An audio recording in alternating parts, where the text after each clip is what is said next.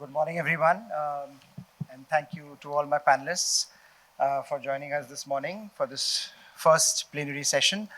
And this is, as you can see from the title, as you can imagine, this is about an Arctic transformed, potentials and politics, but also hopefully about the opportunities that this new strategic imagination of Arctic is creating for all the stakeholders, including India, which is increasingly viewing it as a strategic geography with increasingly important aspects of geopolitics and geoeconomics intertwined together. So I have a very distinguished panel with me to talk about Arctic, its geopolitics, its opportunities, and of course the strategic imagination that is being bestowed on the Arctic by all these stakeholders. I will start by asking Professor Chaturvedi, as an academic, looking at this almost a strategic reimagination of the Arctic, given what is happening with climate change, shipping routes, also geopolitics intertwined with it. How do we conceive of this moment in the evolution of the Arctic from a conceptual point of view before I go to the practitioners to talk about the practical operational realities? Thank you very much, Professor Pant. Chair, please allow me to thank the ORF and the Arctic Circle through you for this excellent opportunity. What I would like to present in 4 to 5 minutes, if I may, is, as you very rightly said, a glimpse at the strategic reimagination of the Arctic.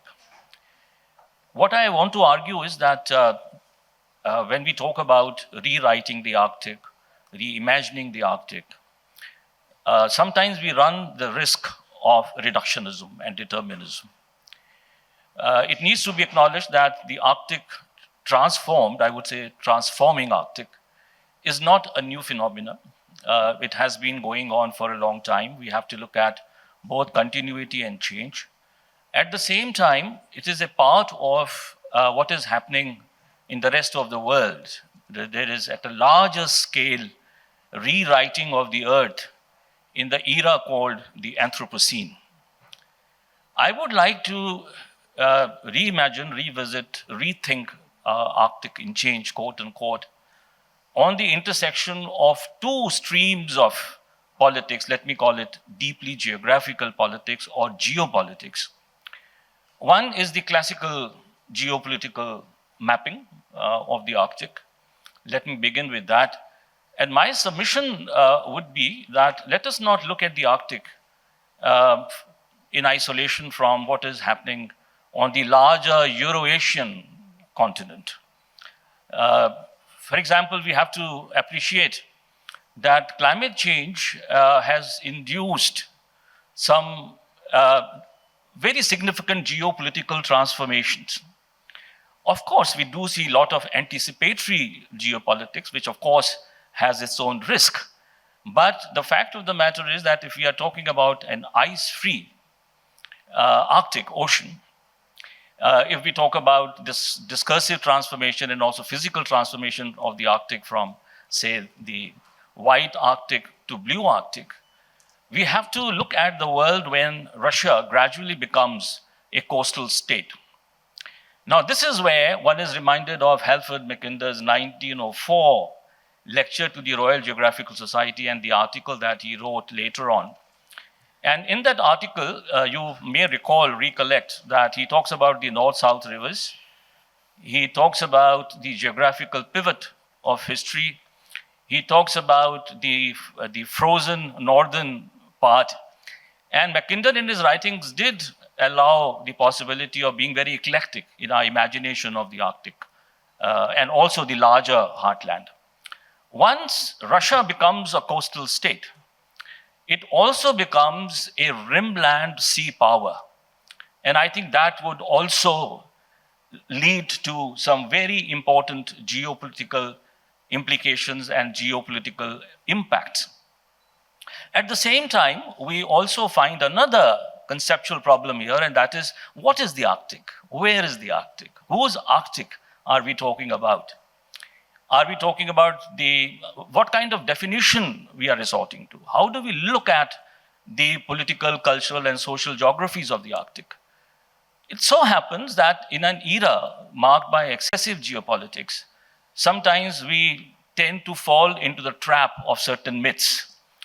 One myth, for example, is that Arctic is without cooperation. That is not true. That Arctic is now going to open up for resource exploitation. By the way, the history of resource exploitation is not new in the Arctic. And then there is this imagination about the connectivity wars. Just a few days back, Lawrence Brigham wrote another very important reminder to all of us, saying that it is not that easily done or achieved, that even when you have the opening up of the Arctic, Arctic is not going to remain ice-free for a long time. And then it is also a matter of sort of opening up this notion of connectivity, broadening it, deepening it. Maybe we can return to this conversation later on. And lastly, finally, very quickly, this intersects with what can be called, if we have to understand and map Arctic transformations, Anthropocene Arctic, where we are looking at three very important narratives. One is entangled Arctic. The second is extractivist Arctic, if you look at the resource exploitation. And the third is the endangered Arctic. So I think that is the kind of geopolitical churning. You know, Dr. Jaishankar has been talking about this concept called geopolitical churning. The Arctic manifestation of that geopolitical churning on this intersection, I think, is going to throw up a very, very complex map before us. Thank you. Thank you, Professor Chaturvedi. And I think largely a lot of the questions that we would be engaged with, and we have been engaged with since yesterday, align to the larger geopolitical reading of what is happening in the Arctic, and inevitably they intrude into our understanding of whose Arctic are we talking about. Ambassador Stener, I come to you now. As Sanjay mentioned, whose Arctic is it, and what is Arctic? I think in some ways Norway is a stakeholder in the Arctic Council and as a key stakeholder in the conversations around Arctic. First, give us a sense of how do you look at this moment in geopolitics that is emerging, and what is Norway's position on many of these issues, but also as a chair of the Arctic Council at the moment. What have been your priorities over the last few years, and how would you see those priorities evolving going forward? Yes, well, thank you very much, and thank you for inviting me to be here. It's a great pleasure. And there is a lot that I could comment on what Dr. Chaturvedi said. But let me start now also by saying, why is the Arctic important for Norway? Actually, 9% of our population lives north of the Arctic Circle, and it's more than a third of the mainline territory of Norway. So obviously that tells its story already. We have cities, universities, industries up north that also are crucial to us. But first comment on Russia is that, of course, their full-scale invasion of Ukraine has fundamentally changed the conditions for international cooperation in the Arctic.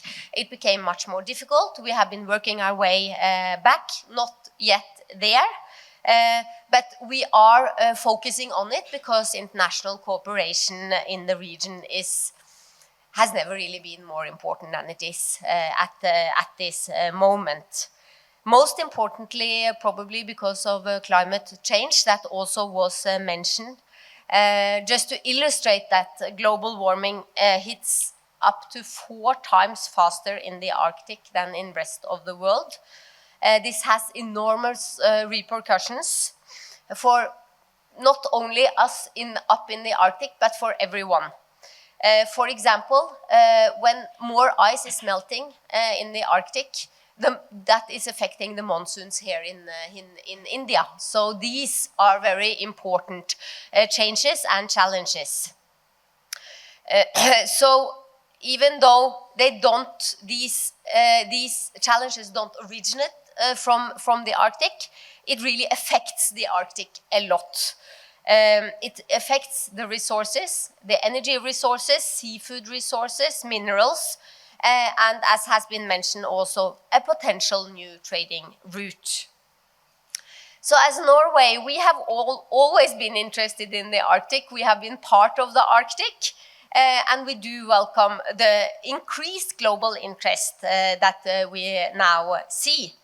But we also, I also would like to underline that among those things that have not changed and should not change is that all activity must be based on international law and the established Arctic governance structures. There isn't really a legal gap, and there isn't a governance vacuum in the Arctic as we see it. We have a solid and internationally recognized set of rules. The UN Convention on the Law of the Sea, UNCLOS, and other international agreements regulate how we interact also up there in the Arctic. We have a very well-established structure for cooperation in the Arctic Council, and we also have other cooperation structures that are important. So let me come to that. You asked me, Harsh. We have been chairing the Arctic Council for the past 2 years. And we really think and have been working on the Council as the backbone of Arctic cooperation. There are 8 Arctic states who are members. They have these different priorities and different worldviews, but we have been able to cooperate. It came to a standstill after the Russian full-scale invasion of Ukraine, but we have been able to work ourselves back at least partly. And this is important because we need to manage the fisheries up there, the ocean management, search and rescue missions, marine litter, research, safe shipping, and also issues like health and gender equality among the people living in the Arctic. So these are issues that they don't stop because other things are happening in the world and they need to be dealt with. So our priorities during our chairmanship has been the oceans, climate and environment, maybe the most important one, but everything part of that, sustainable economic development, and also we've had the focus on people in the north. Youth and indigenous people have been like cross-cutting priorities. And these are all universal issues, and the need for cooperation with other states, not only the other Arctic states, but all are, that is essential. We are continuously working towards strengthening cooperation in the Arctic areas. India is a highly valued observer in the Arctic Council and contributes to research on climate change. So let me just also then end this first intervention as in 1 week from now, 1 week tomorrow, we will pass the chairmanship over to Denmark. I understood you talked about that yesterday, but also we are really confident that they will continue the good work and also the good work in keeping the Arctic Council as the leading intergovernmental forum for Arctic cooperation. Thank you. Thank you, Master. And I think this is a good segue to go to the to Torsten to talk about Denmark and its priorities. Of course, you have talked about them, but it would be interesting to juxtapose the challenges which are emanating thick and fast from the Russia and the West division within the Council to also the Trump factor that is also emerging via Greenland. Very interesting debate there, if you want to touch upon that. But apart from that, the opportunities that you see emerging out of this flux in the system, what are the positives here that we look forward to, both with respect to cooperation within the Council, but also cooperation beyond the Council? Thank you very much, Harsh. As you mentioned, both of you, we did, my good colleague Kenneth presented our chairship priorities yesterday, so I won't go into the details of that, but just saying of course, we look very much forward to taking over the chairship next week or in 8 days. We follow in the footsteps of Norway. That's going to be hard, big footprint to live up to. Norway has done well to keep the organization vital and afloat in a challenging time. And so instead, I'd like to focus initially here a bit more on the opportunities and the geopolitical aspects of what's happening in the Arctic. And I would say, yes, increased accessibility to the region really does give a lot of new opportunities in mining, oil and gas, fisheries, tourism, many other areas, even something like large servers that need cooling. There's lots of plans like that where you can actually use the potential of a cold climate. But there should be, and will not be, I think, any sort of bonanza in the Arctic.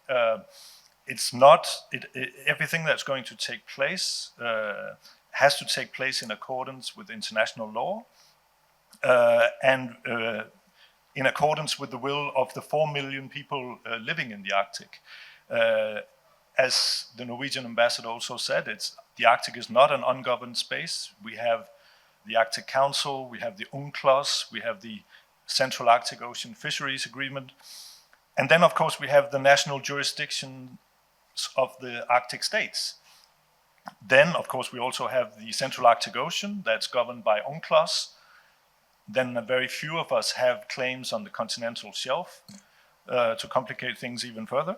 So yes, there are lots of opportunities. For instance, Greenland offers many opportunities in mining, a great potential there. I think collectively in the West and a lot further, we have, for instance, a great interest in rare earth metals. It's been mentioned also yesterday. Greenland has a great potential for that. Most countries in the world, I think, have a challenge that we have supply chain vulnerabilities when it comes to rare earth metals, which, by the way, is a bit unfortunate, the term rare earth metals, since two of those words are not true. They're not rare and they're not metals. We need those for the defense industry. We need them for the green transition. And there's one big country not so far away from here that has a near monopoly on these rare earth elements. So then in terms of the shipping routes, yes, great potential in the Northern Sea route. And that can reduce the travel time and distance by 40% from Northeast China and Japan to Rotterdam or any other major European port. That has huge potential, but often I think is a bit overrated in the sense that in the short and medium term, there's not likely to be much traffic there. It's simply the way the commercial model of the shipping industry is really containers off and on in very populated areas, and the Northern Sea route is not very populated. So mainly interesting for bulk carrying. And the traffic that's going on now is mainly internal Russian traffic and the transport of LNG between the large Russian projects and customers in primarily Asia. This also, I think, falls victim to the geopolitical tensions around the Ukraine war, because I think the desirability of international shipping agencies to operate in Russian waters are probably limited by that current situation. In terms of can we insulate the developments in the Arctic from geopolitical tensions? That was a question that you posed, Harsh. We can't, Of course, the Arctic is something special in many ways. For a long time, we talked about Arctic exceptionalism, and that really grew out of the Arctic being a very special area. So what happened after the first Russian invasion of Ukraine in 2014 of Crimea?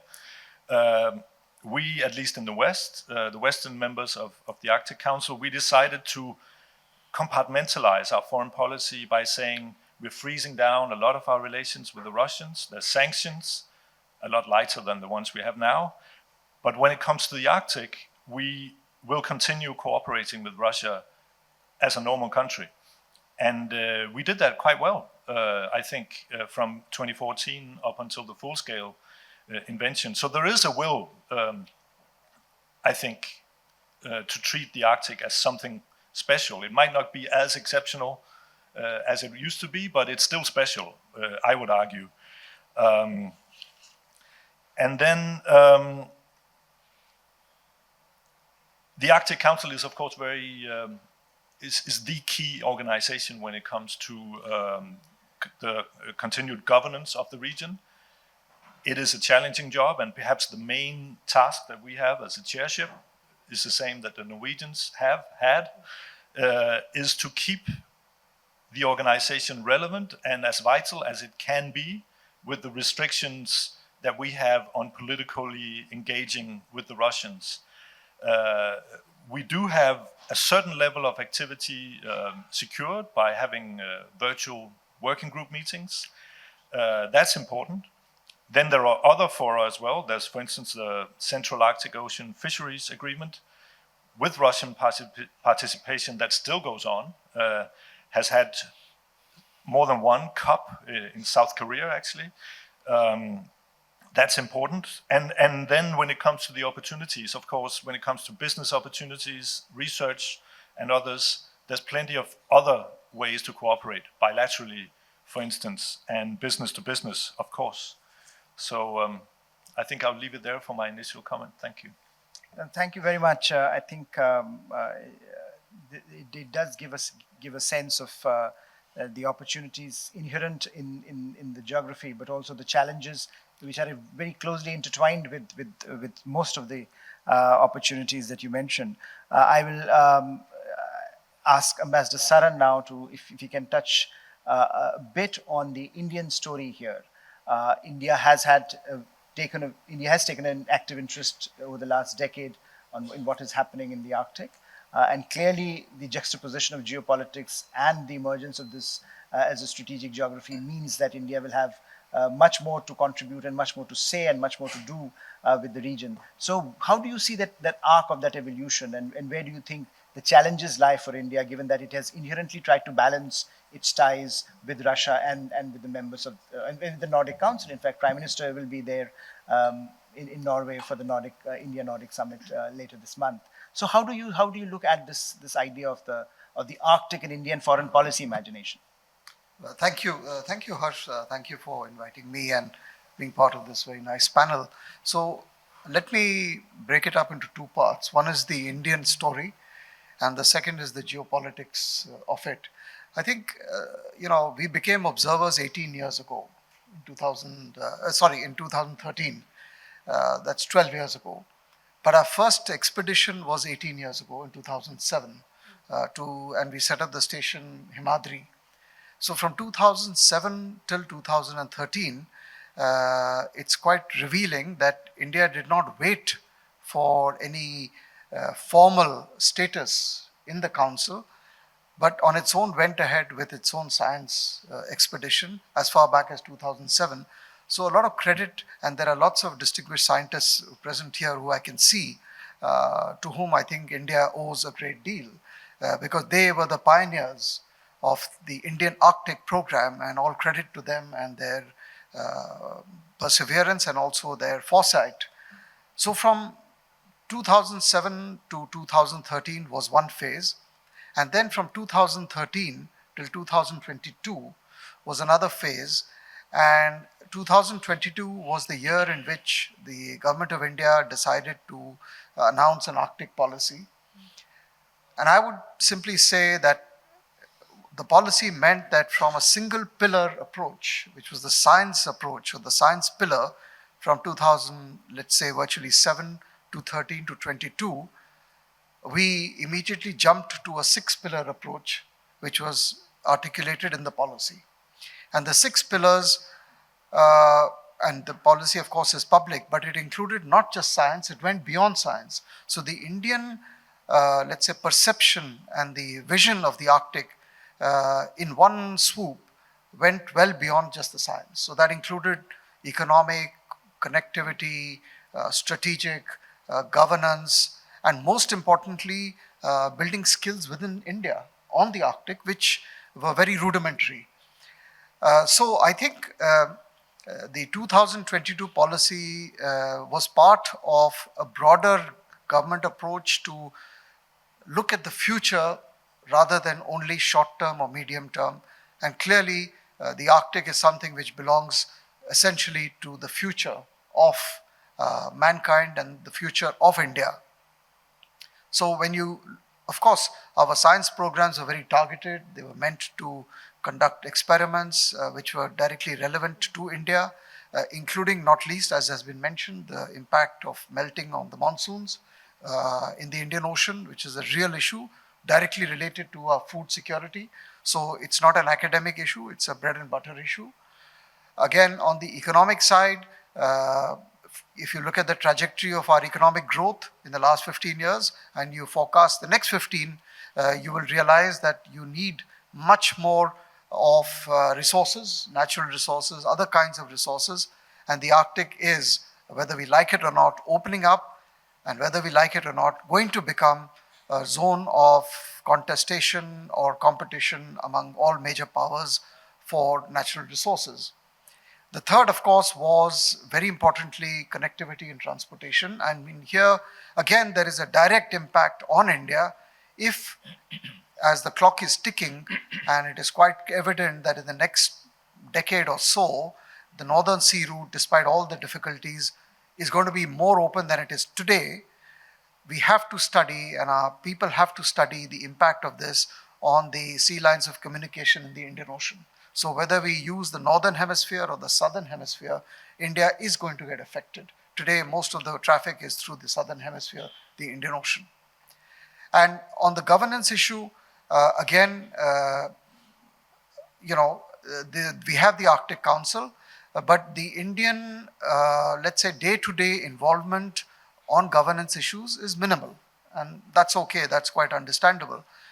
But it's important for us to also understand how the governance structures of the Arctic region fit with the rest of the governance structures in other parts of the world, and how they fit in with UNCLOS. Because after all, the Arctic is primarily the ocean, and so we have to understand how the Arctic is governed and whether we can in any way contribute to the improvement of the governance. And the last pillar, of course, of the policy was, as I mentioned, educating our own people, creating more experts, more expertise in universities and think tanks and so on. Now remember that we're starting from a low base. I mean, the Indian footprint is in fact much more than the institutional capacity that we have. We have the Ministry of Earth Sciences, we have the NCPOR, who are doing a fantastic job, but their bandwidth is limited. Their budgets are very limited. So one of the purposes of the policy was to create awareness within the government of India that the Arctic is important. It may not appear important today, but it is very intrinsic to the future security of India in the next 10, 20 years. So that's on the Arctic. And I must say, to add to this a little bit, I think we played a fairly good role also in the case of the other pole, the Antarctic. And I think, again, we've been one of those few who have been and are a member of one of the consultative parties of the Antarctic Treaty. And even here in the Arctic, we are only one of the 5 Asian countries to be observers. And I think all of this reflects a certain degree of comfort and a certain degree of respect for the capabilities of Indian science. On the geopolitics of it, I would say the fact is, we have good relations with all the Arctic countries, individually, bilaterally, and we want to use this and leverage this to push forward our cooperation in the region. We have good relations also with Russia, notwithstanding the problems between Russia and the West in the last 3 years. I mean, the fact is that Russia, the coastline constitutes 50% of the Arctic region. So for India, it would be unrealistic to have an Arctic policy that does not include Russia. But we are also seeing from a strategic lens, despite all the protestations to the contrary, a growing military and strategic presence and competition for the Arctic. Although the Council forbids discussion of security issues, the reality is quite different. So if you look at, for example, Russia, the United States, and their activities and their programs and their military bases, all of this does not portend very well for stability, strategic stability in that region. And it's no surprise that we are also watching very closely what China is doing. And the Chinese enunciation of itself or description of itself as a near Arctic state is something which is actually neither here nor there. And they're not making any bones about their ambitions through the Polar Silk Road, etc. And, you know, as things change in the Arctic on the ground, we see, at least I see, this competition getting much more fierce or much more visible. And, you know, people speak, for example, of the icebreaker gap, 40 icebreakers with Russia, including 1 or 2 nuclear, and the rest are completely way behind. So there is a race on to develop your capabilities. There is a race on to secure Greenland. And so all of this is not a good situation. Question is whether the current structure, the Council, can survive. Because remember, the structures were created in 1996 in the afterglow of the collapse of the Soviet Union. That were the heydays of the East-West détente. Whether the Council can survive what we are going through today. And I take heart by the fact that under the new US administration, very early in its days, in the first few weeks, senior officials in the White House, including probably the president himself, has actually spoken about the possibility of US-Russia cooperation in the Arctic. And I think for us as India, we'd much rather have US-Russia cooperation in the Arctic than China-Russia cooperation in the Arctic. So I'll just stop it there. Thank you. Stuti, if I can just take this conversation from where Ambassador Saran ended. If you're looking at the geopolitics today, there is this visible shift in the tone and tenor of American policy towards Russia and towards, as Ambassador Saran also mentioned, also this idea of some kind of a cooperative framework in the Arctic. So there is a great power contestation, cooperation framework that is emerging with, of course, China's role, as was also discussed earlier. So when you look at, and Torsten mentioned this idea that, look, Arctic is not really an ungoverned space. There are governance mechanisms available, whether it be council or UNCLOS or other aspects. So when you look at it as an observer of the Arctic, when you try to look at juxtapose the governance mechanisms, the institutional frameworks available against the backdrop of this very fierce geopolitical contestation happening, what is the assessment for you that whether American role particularly in this is going to be important in shaping a lot of this, or is this primarily about the regional stakeholders? Of course, America is one of them, but given their unique relationship with both Russia and China at the moment, how does this pan out from an observer's point of view, sitting here in New Delhi? Thank you, Dr. Pant, and thank you, Aura, for inviting me here to be part of this very esteemed panel. Like you pointed out and was pointed out here as well, now, when we talk about the Arctic, it is a general perception is this is a block of ice up north somewhere. And it is not. It is not really ice floating somewhere. It is a territory which has claims by the 8 Arctic states. And just something that I found out yesterday is it spans 24 time zones, has 8 countries. It is across 3 continents, and it has all of these states have varying climates, it has varying interests.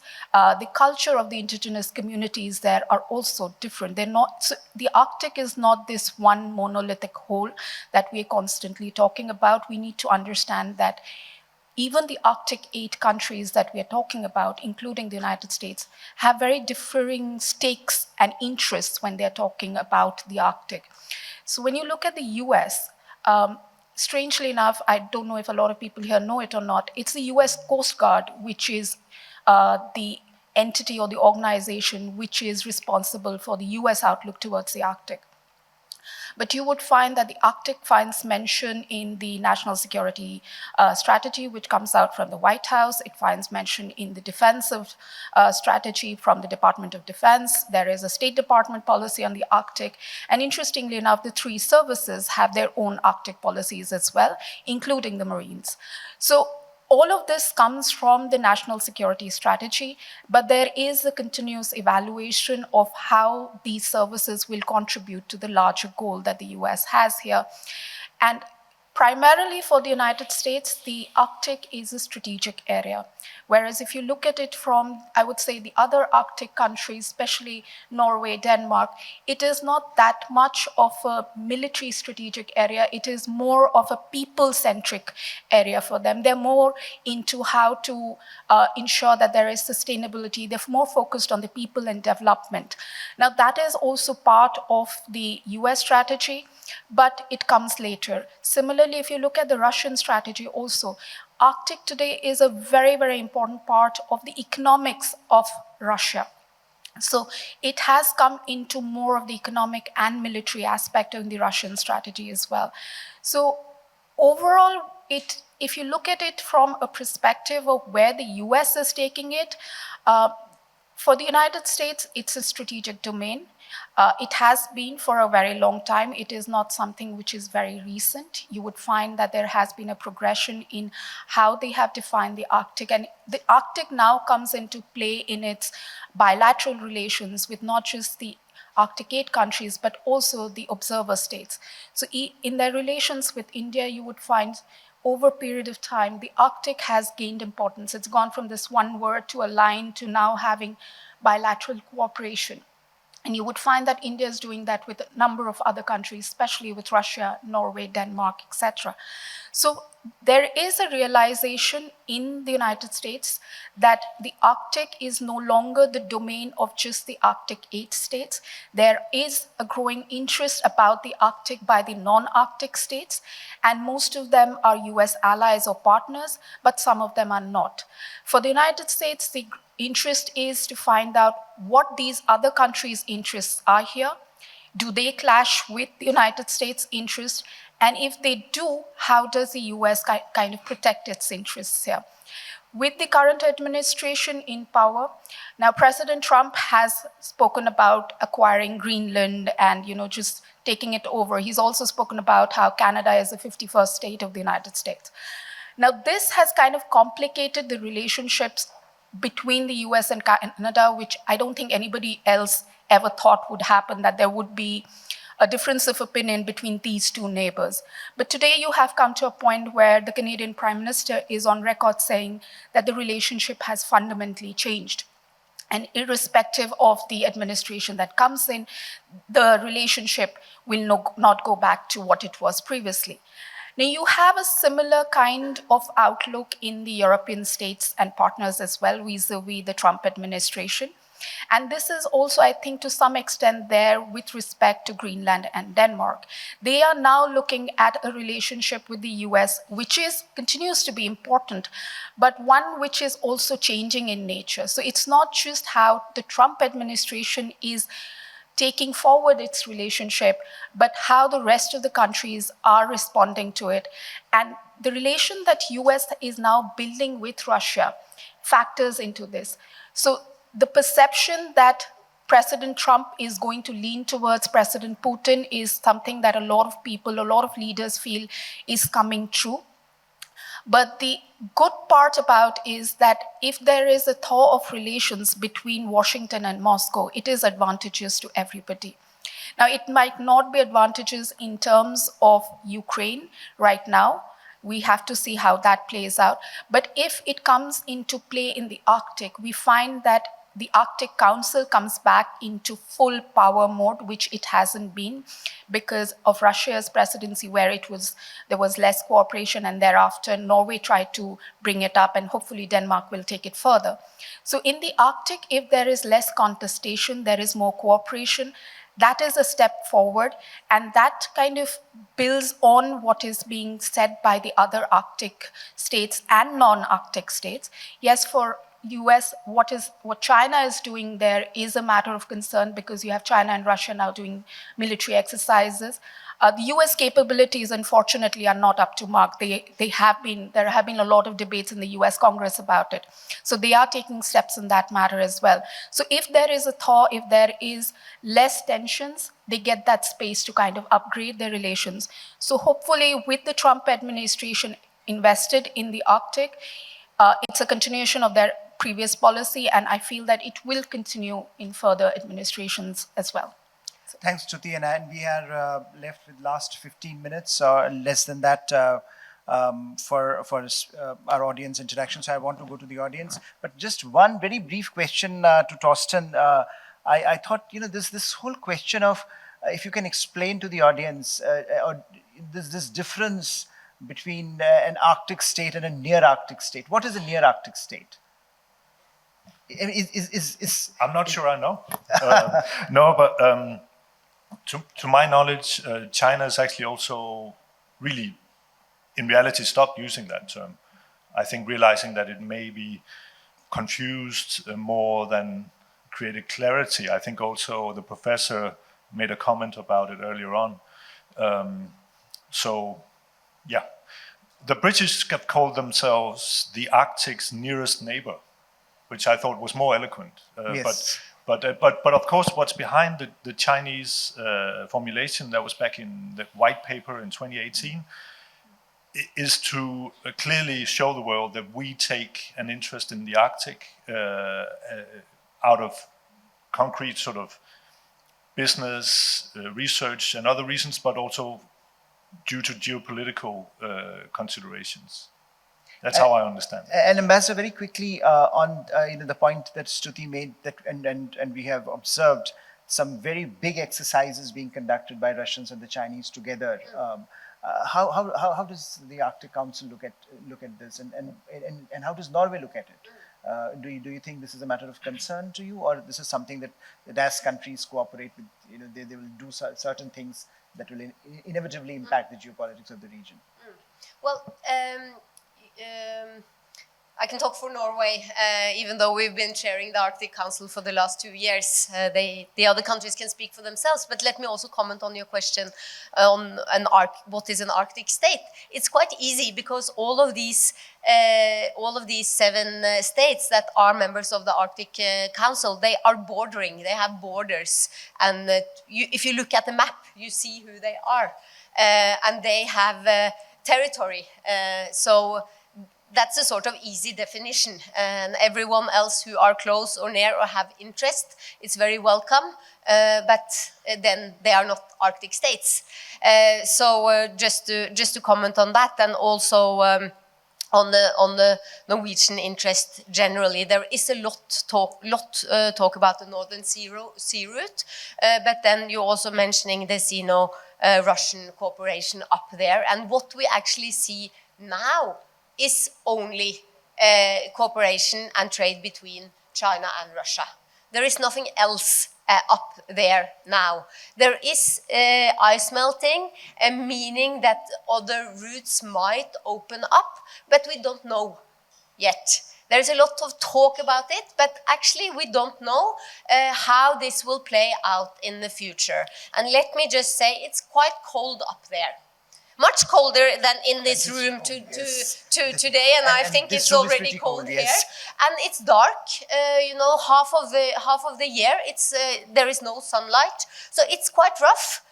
So it's not that only because of the ice melting. It's opening up a lot of opportunities. It's not as easy as that, and we are looking at what is happening and what will be the opportunities, but we also should not draw conclusions too quickly. Let me now invite the audience for their questions, comments, observations. I have time for just 3 questions, very brief. If you can introduce yourself and also let us know who you are directing your question to. I think the lady here. Hi, this is Kanakvali Suryanarayanan, Polar Law Scholar. I'm from University of Tromsø, Norway. Last year, same time, we had the Antarctic Treaty Consultative Meeting, and Ambassador Saran was the chair. So we had all the US, Russia, everybody sitting and discussing Antarctic, and we could pull off a consensus as well. So when it comes to Arctic, I do understand Ukraine is a concern and the challenges that it has. But do you think the structural challenges are there when it comes to, because Arctic Council is an intergovernmental for a soft law-based body. So do you think this is adding to the challenge, not being an Antarctic treaty could pull off having all of us have a discussion here? Do you think this is a challenge in having an Arctic consensus when it comes to how we deal the problems there? Thank you. Yes. Thank you, Chair. Anurag Bisain, I'm a senior fellow at the Vivekanand International Foundation. So the question is for the whole panel, actually. We have the current chair of Arctic Council and the incoming chair, and we have non-Arctic states. So you asked, what is the definition of a near-Arctic state? I would go further, and this has been, been touched upon since yesterday, Arctic states, non-Arctic states. Why call them non-Arctic states? On one hand, you have this narrative that Arctic belongs to the whole planet. Whatever happens does not stay in the Arctic, it affects the whole globe. And it is not that the non-Arctic states, the so-called non-Arctic states, are seeking any territory in the Arctic. And Arctic Council, of course, works on consensus. You have Russia, India and China, which are observers in the Arctic Council, representing almost half of the world's population. Arctic affects us, as in monsoons and existential crisis. I would urge and seek the comments from Norway and Denmark, as well as our panelists, that why not just drop the terminology non-Arctic states, just call them member states and observer states. I mean, in Indian Ocean, we have several forums such as the IORA, Indian Ocean Rim States, or IONS. We don't call them members and non-Indian Ocean states. We call them members and observers, or in any other forum. So it is like the same Arctic exceptionalism probably is, it would be more participative and inclusive in my opinion if you just drop this term non-Arctic states, because it leads to a whole lot of negative kind of debates on who is Arctic and who is not Arctic. Thank you. Yes. I have one question that how the changes and whatever the political changes and geopolitical paradigms have shifted in Arctic, so how it is going to affect the Antarctica Treaty. And another thing that in current scenario, when Russia is all alone, and it is the only non-NATO nation in Arctic riming countries. So what would be the implication? Because Finland, Sweden, Iceland, they were aware that NATO is no more relevant. And why this happened that all the countries have joined the NATO lobby, and how it will affect the giant nation Russian politics in the Arctic region. Okay, so now let me turn back to the panelists. If you can address some of these questions, also make your concluding remarks. Sanjay, over to you. Thank you so much. My take on this question, whether we should jettison this Arctic, non-Arctic, would be that perhaps we are better off not to do so. The reason for that is that, we have been talking a great deal about the melting of the sea ice, but we haven't talked about the melting of the permafrost. I think when we look at the Arctic geographies in plural, we do see this fact of fundamental physical geography that there are Arctic states. Not necessarily 5 Arctic states, but the number is more here, 7. And the location matters, will continue to matter, particularly at these 2 ends of the globe. And that also calls for responsibility and accountability. Let me also say that non-Arctic is not anti-Arctic. Non-Arctic states do acknowledge the territorial integrity, sovereignty, due respect. That is how it worked out when we got the observer status. In the same way in which non-Western does not mean anti-Western. So I think probably what we need to do is, I will conclude with this, pluralize Arctic, broaden and deepen our understanding of the circumpolar Arctic, a concept, a term which the Finnish ambassador has been emphasizing again and again. The circumpolarity of the Arctic is very important. And I think this is where physical, legal, political, and even moral location of the Arctic Rim states, I think, carries a lot of significance. Sanjay, if I can just take one more minute of your time, given that you have been one of the pioneers in terms of studying the subject in this country, how do you see the institutional capacity now in the country to address? I think this was a point that Ambassador Saran also mentioned in India. In India, I think we need to do much more. Absolutely no doubt, under the stellar leadership of the Ministry of Earth Sciences, excellent work done by our colleagues in Goa. There's absolutely no doubt about it. But I think the point is that how do we, and we have seen the kind of valuable contributions that Indian scientific community has made. But how do we translate this scientific prowess into policy, strong policy interventions? We have Arctic policy. We still do not have an Antarctica policy. So that is something we really need to work on. We also have to do much more in terms of developing, promoting polar studies. I mean, of course, we know the current state and status of area studies in India, where we need to do much, much more. But somehow, polar research has been either located in certain parts, in certain institutions, but whether we have a coalition of that critical mindedness as to how to really understand these polar regions and the multiple transformations that are taking place. The risk that we run is that we might, as I said earlier, fall into certain traps of myths and reductionisms. So I think we need to do much more. Thank you. Ambassador Saran, final words. So I'll just talk about two questions which were raised. One was the Arctic structure versus the Antarctic. And I think here the basic issue is how inclusive do we want international governance structures to be? On the one hand, you have the UNCLOS, which is universal -1. In a sense, you could argue that both the Antarctic structure and the Arctic structure are actually quite closed. I mean, even the Antarctic Treaty, if you remember, there was a big push in the 50s to actually have a United Nations treaty, but then you had a self-selected group of countries who were the original signatories, and then they invited a few. So that still remains somewhat of an exclusive group. But the beauty of that treaty, international treaty, is that it has survived the Cold War. It was signed in 1959. I mean, that was the height of the Cold War. And it has survived till today.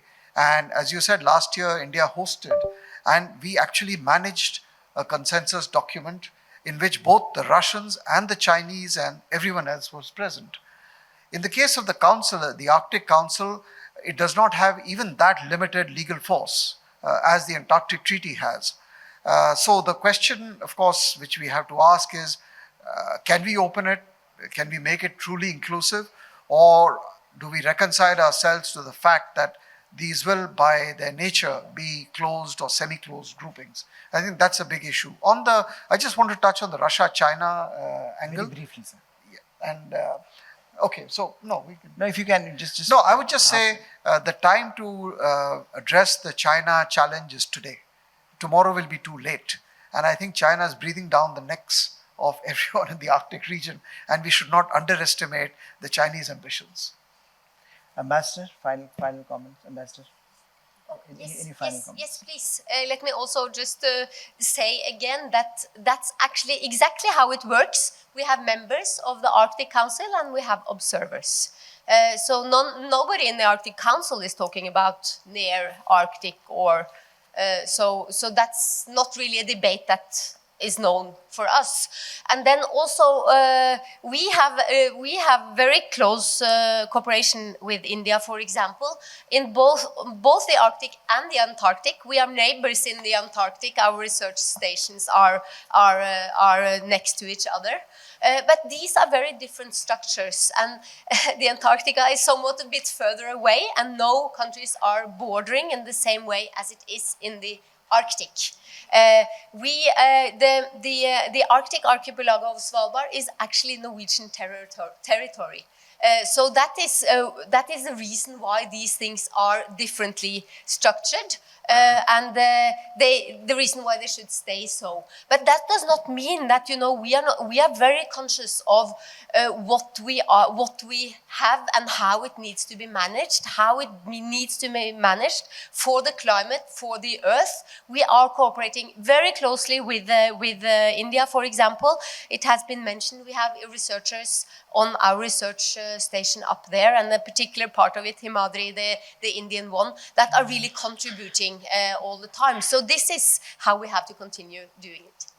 Thank you. I have to conclude the session here. I know that the next session is panelists are waiting. But thank you, all the panelists for giving your time this morning, and thank you all for joining us this morning for this very interesting conversation. Thank you.